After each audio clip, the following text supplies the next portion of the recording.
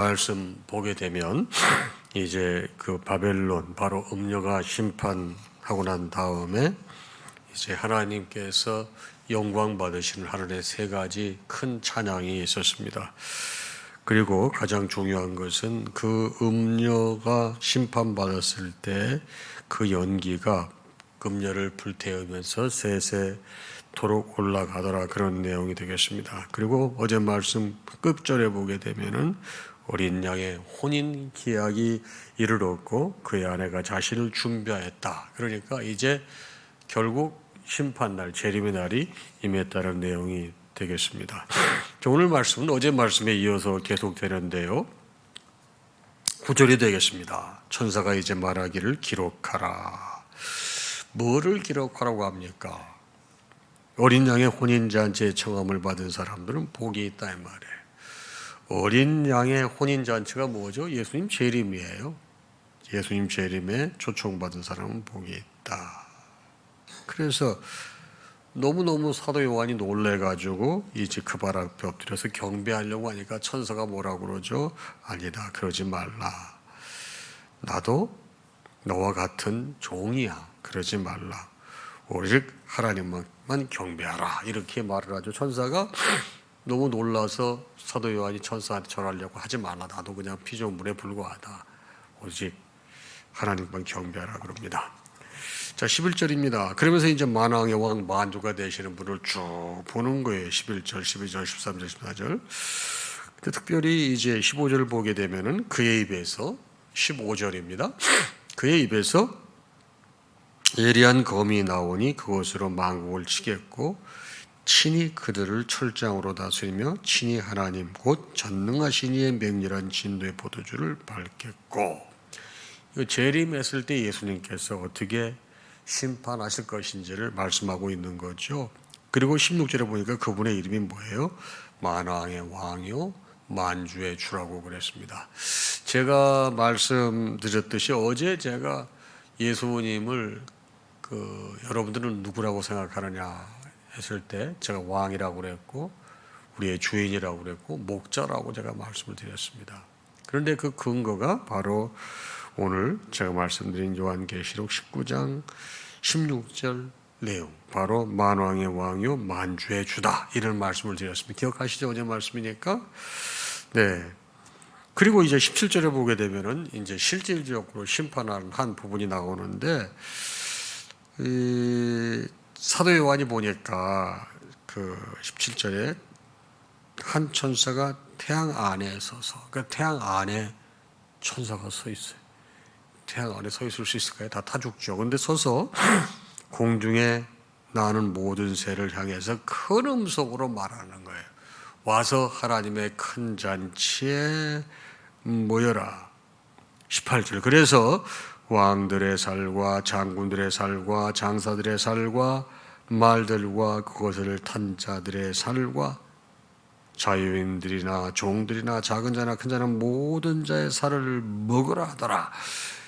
여러분, 이 새는요, 성경에서 영적으로 해석할 때 사탄을 말하는 거예요. 마귀를 말하는 거예요. 그런데 이제 하나님께서 이 새들을 통해서 심판하시는 거예요. 새들을 통해서. 자, 어떻게든 심판이 되니까 19절로 연결이 되죠. 근데 바로 그때 그 짐승과 거짓 선지자들, 그리고 짐승의 이 지시를 받았던 땅의 임금들, 그의 군대들 모두가 합해서 바로 어린 양 예수의 이 군대와 싸우기를 요청한다, 이 말이에요. 전쟁을 일으키다가 19절 끝에 보게 되면 그의 군대와 더불어 전쟁을 일으키다가 20절 결론이죠. 짐승이 잡혀요. 그리고 그 앞에서 표적을 해가던 거짓 선지자도 잡혀요. 왜 잡히느냐? 그들의 잘못은 짐승의 표를 받고 그의 우상에게 경배하던 자들을 표적으로 미혹하던 자들이라. 이 둘이, 그러니까 짐승과 거짓 선지자 둘이 산채로 유황불에 던져지게 됩니다. 그리고 그때 죽지 않은 그 나머지들, 말탄 자의 입으로부터 나오는 검의 죽음의 모든 새가 그들의 살로 배불리더라 그랬습니다. 자, 천사가 요한에게 어린 양의 혼인잔치에 청함을 받은 사람들은 복이 있다라고 말을 전해줍니다. 그리고 기록하라고 그랬어요. 근데 요한은 백마를 탄 자, 제가 시간이 안 돼서 이제 설명을 안 했지만은 백마를 탄 자가 하늘의 군대를 이끌고 나와 예리한 검으로 만국을 다스리는 것을 보게 됩니다. 그리고 짐승과 거짓 선지자가 유황불에 던져지고 그 나머지도 말 탄 자의 입으로부터 나오는 검에 전부 죽게 되는 것을 보게 되는 것이 오늘 말씀이 되겠습니다. 자, 그럼 오늘 말씀을 간단하게 이렇게 설명을 했는데 이 내용은 도대체 구체적으로 뭘까요? 그걸 좀 보도록 하겠습니다. 자, 9절 말씀, 이제 어린 양의 혼인잔치에 청함을 받은 자는 복이 있다 그랬는데, 여러분 이 세상에서 잘 사는 걸 복이라고 생각하십니까? 그렇지 않습니다. 여러분, 우린 지금 안개와 같은 세상을 살고 있고 또 나그네와 같은 세상을 살고 있습니다. 그러게 진정한 복은 영원한 세계를 준비해야 돼. 우리가 사는 이게 다가 아니라고요. 이거는 마치 어머니 뱃속에 아이가 생명체가 있을 때 거기가 모든 것을 다인 줄 알지만 때가 되면 세상으로 나오듯이, 여러분 우리가 사는 이 세상도 때가 되면 우리가 육신의 장막이 꺼져요. 그래서 이제 새로운 세계로 가게 돼 있는 거죠. 그래서 천사가 말하기를 어린 양의 혼인 잔치에 청함을 입은 사들이 복이 있다고 그런 거예요. 아버지의 나라로 초대받을 수 있는 사람이라야 진정이 정말 복이 있는 사람이죠. 여러분 이 땅의 삶은 영혼 세계를 준비하는, 어떻게 보게 되면은 여러분 대합실 같은 곳이에요. 그래서 여러분과 제가 깨어서 혼인잔치를 기대해야 되는 것이 바로 말씀의 가르침이 되겠습니다. 그리고 10절에 보게 되면 너무너무 놀라가 내가 그 발 앞에 엎드려 경배하려 하니 그랬습니다. 이건 뭡니까? 여러분 바울은 지금 이건 바울이 아니고 사도 요한이지 않습니까? 바울은 삼층천을 보고 무려 14년 동안 말을 잃었어요. 도저히 말을 할 수가 없어요. 너무 어마어마해가지고. 근데 하물며 요한이겠습니까? 요한이 봉복하고 황홀경에 빠진 요한이 그 천사의 발 앞에 엎드려 경배하려고 합니다.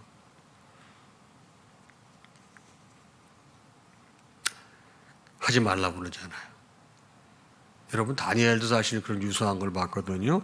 다니엘서 8장 27절입니다. 이에 다니엘이 혼절하여 수일을 앓다가 일어나서 그랬습니다. 여러분 바울도 그렇고 요한 사도도 그렇고 다니엘도 그렇고 하늘나라의 영광을 본 거예요.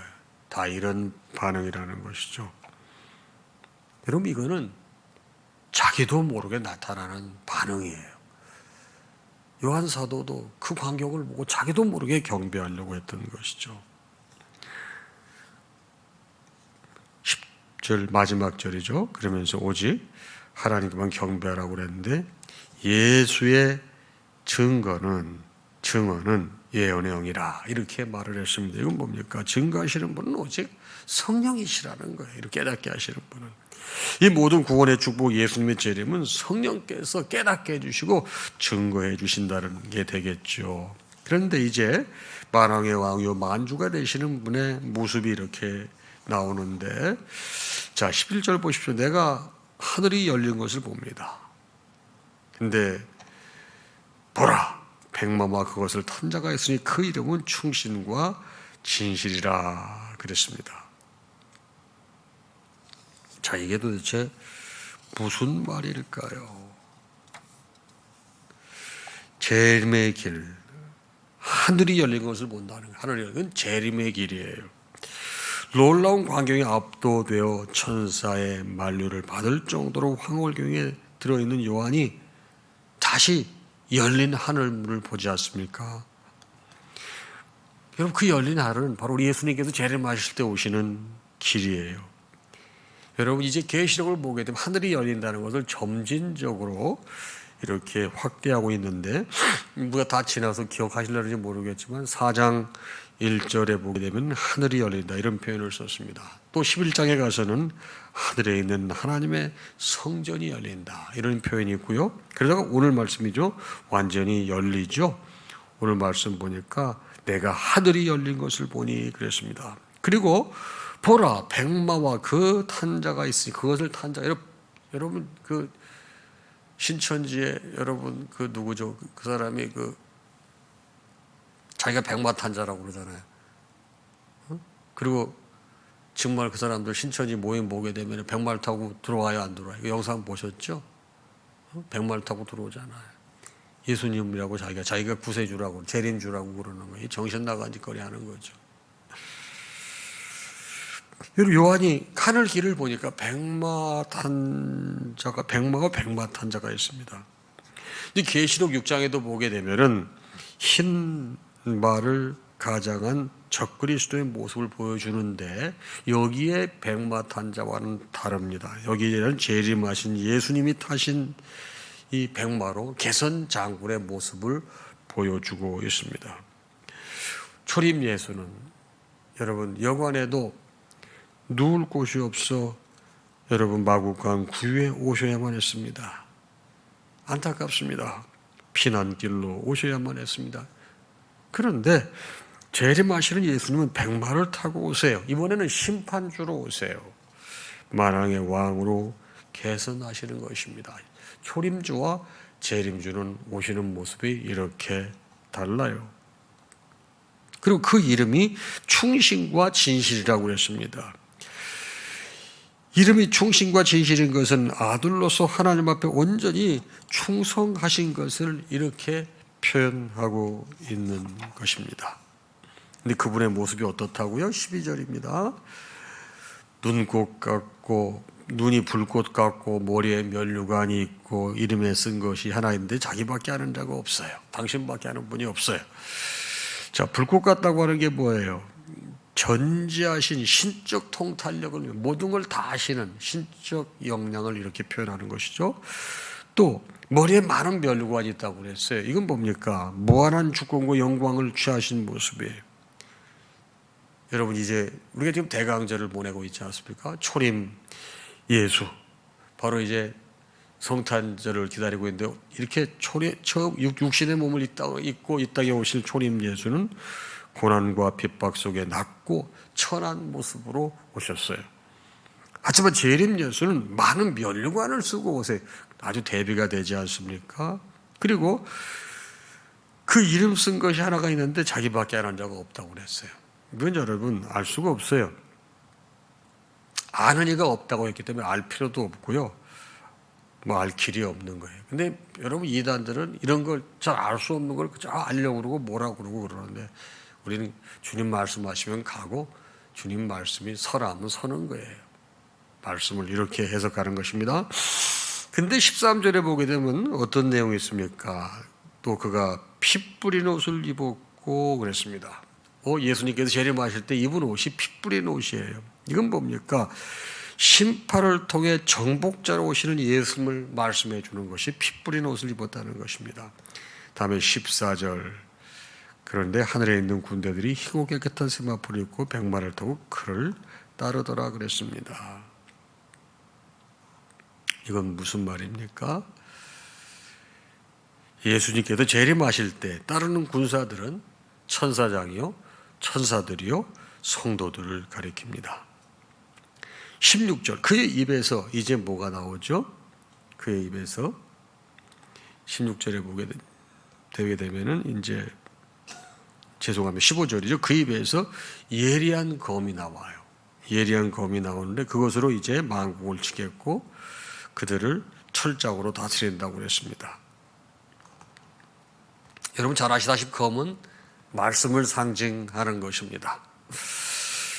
심판을 위한 치명적인 힘을 가진 말씀의 검으로 이 땅에 오시는 거예요. 그래서 말씀의 검으로 만국을 치고 그들을 철장으로 다스리시는 거예요. 결국 말씀으로 하시는 거예요. 15절에 후반부에 보게 되면 맹렬한 진노의 포도주의 틀을 밟게 했고 16절에 보게 되면 그 옷과 다리에 이름이 쓴 것이니 바로 만왕의 왕이요 만주의 주라고 하였더라 그랬습니다. 자, 철저하고 이 맹렬한 진노의 포도주를 밟는다고 하는 거는요, 철저하고 처참하게 심판해 버린다는 말에 바로 온 세상 최후의 심판이 임한다는 것입니다. 근데 그 옷과 다리에 이름이 만왕의 왕이요 만주의 주라고 그랬습니다. 이거는 우주를 통치하시는 분의 복장을 이렇게 표현합니다. 주님은 다시 오십니다. 우주의 통치권자로 심판자로 오시는데요, 주인이 더디 올 것이다 라고 말하는 사람은 악한 종이라고 했습니다. 이건 마태복음 24장 48절이잖아요. 제가 계속 말씀드리지만 마태복음 24장은 요한계시록을 축소판이라고 그랬어요. 이 묵시문학은 요한계시록, 다니엘서, 그리고 이 마태복음 24장을 중점적으로 보는 겁니다. 그래서 주님께서 더디 오시니까 이렇게 편하게 지내라, 뭐 게을레하자, 이거 전부 악한 종이라고 했습니다. 또 가증한 자들은 주님께서 오시는 걸 부인합니다. 이건 베드로후서 3장에 나와 있는 내용인데 잘못된 겁니다. 여러분, 예수님께서 이 육신의 몸을 입고 이 땅에 아기 예수로 오신다고 하는 초림 예수에 대해서는 성경에 350회 정도 이렇게 언급하고 있습니다. 근데 주님이 다시 오실 것이다, 재림하실 것이라는 표현은요 1500회를 상회해요. 5번, 거의 4-5배 정도 이렇게 주님께서 다시 오신다고 하는 말씀을 말하고 있습니다.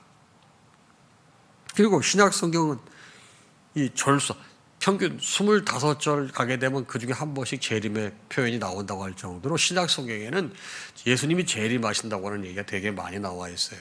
그래서 우리가 이 천국 바라본다, 우리 심판주로 오신다, 주님께서 승천하시면서 내가 곧 오겠다, 우리 이 말씀을 그대로 믿는 거. 오늘 아침에도 우리 사도신경을 우리가 다 같이 암송하지 않았습니까? 사도신경에도 보게 주님께서 다시 오실 것을 우리 믿고 있거든요. 굉장히 중요한 표현이 되겠습니다. 이제 17절이죠. 드디어 이제 전쟁을 하는 거죠. 17절에. 자, 이제 한 천사가 태양 안에 서서 공중에 이제 이 새들에게 다 이제 먹어버리라고 말하지 않습니까? 자, 이제 19절로 갑니다. 19절, 내가 보니까 그 짐승과 땅의 임금과 그의 군대들이 모여 그 말 탄 자와 그의 군대도 전쟁을 일으킨다. 자, 우리 예수님이 말 탄 자라고 그랬어요. 그리고 천사장과 천사와 많은 성도들이 예수님을 따른다고 그랬습니다. 근데 누가? 짐승과 바로 땅의 임금들과 그의 군대들과 이제 이 예수님과 예수님을 따르는 이 세력들이 전쟁을 한다는 것이죠. 자, 그런데 어떤 현상이 생깁니까? 이제 처참하게 이 사람들이 당하는 거죠. 심판 후에 이제 아까 17절 내용인데 시체들을 새들이 먹도록 초청되는 거예요. 하나님의 큰 잔치, 공의 심판 잔치로 초대되는 것입니다. 적그리스도는 이제 처참한 최후의 심판을 당하게 된다는 것입니다. 바로 이 잔치, 새들을 불러 모은 이 잔치는 공의의 심판임을 말해주는 것이고 전 세계적인 것이 되겠습니다. 그래서 이제는 작은 자나 큰 자나 모든 자의 고기를 먹습니다. 이런 복음의 원수된 각종 사람들의 시체를 말하는 것으로서 심판의 참혹성을 보여주는 것입니다. 이제 짐승, 적그리스도와 땅의 임금들, 즉 짐승을 따르는 세상 왕들과 군대들이 어린 양과 인류 최후의 전쟁을 하게 됩니다. 이로 인해 짐승, 적그리스도, 그 앞에서 이적을 해가던 거짓 선지자가 잡히게 됩니다. 그런데 성경은 짐승과 거짓 선지자가 잡힌 이유를 뭐라고 말하느냐? 짐승의 표를 받고 20절이죠. 짐승의 표를 받고 그 우상에게 경배한 자들이 이적으로 미혹한 자라 그랬습니다. 이 사람들이 잡힌 이유는 뭐냐면요,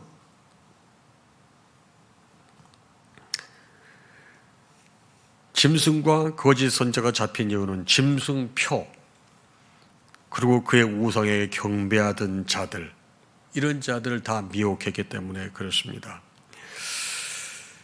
그 다음에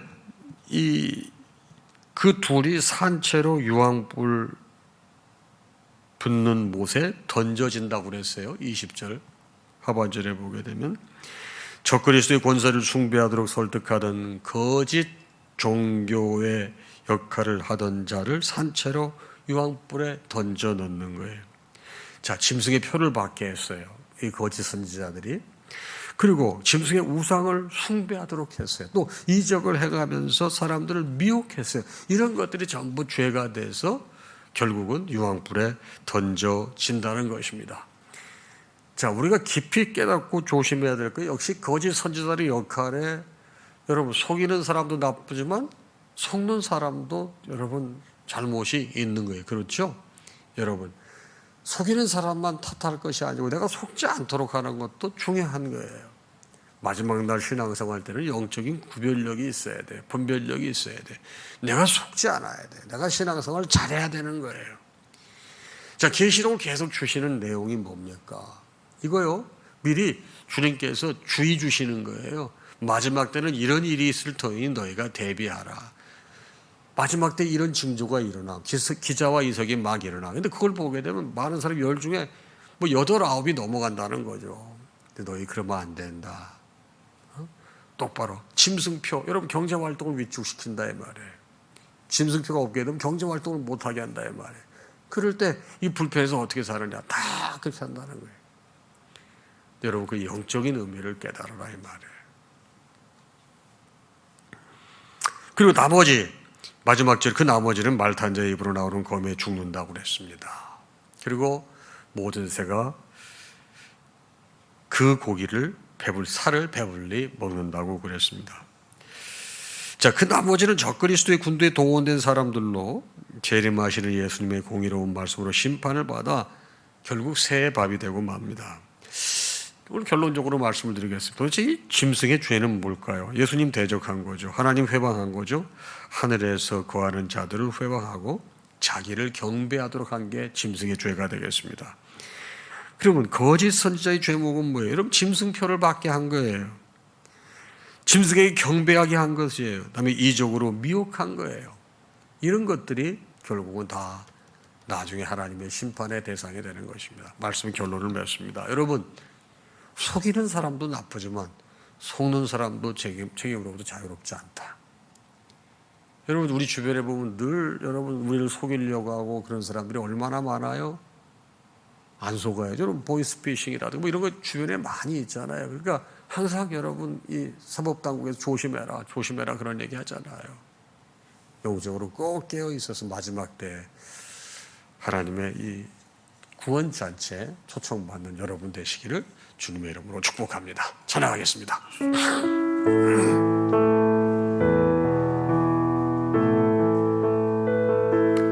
모든 영광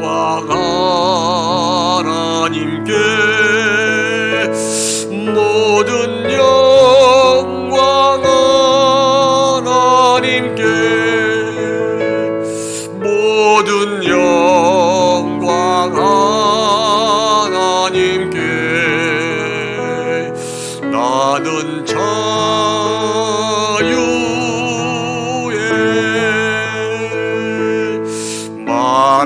마라나타 주신다 마라나타 주신다 마라나타 주신다 나는